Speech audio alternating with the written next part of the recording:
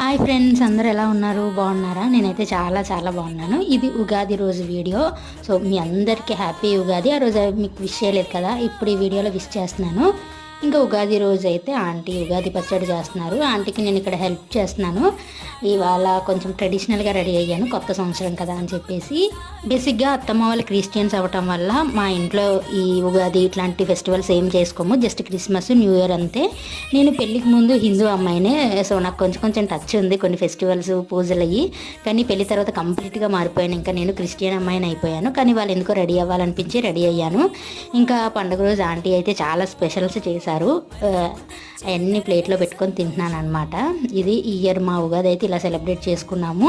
And మీకు నా outfit చూపించలేదు కదా, ఇది కంప్లీట్ అవుట్ఫిట్. నేను హాఫ్ సారీ వేసుకొని కూడా చాలా ఇయర్స్ అవుతుందేమో, సో అందుకని వేసుకోవాలనిపించి వేసుకున్నాను. వన్స్ అగైన్ మీ అందరికీ హ్యాపీ ఉగాది.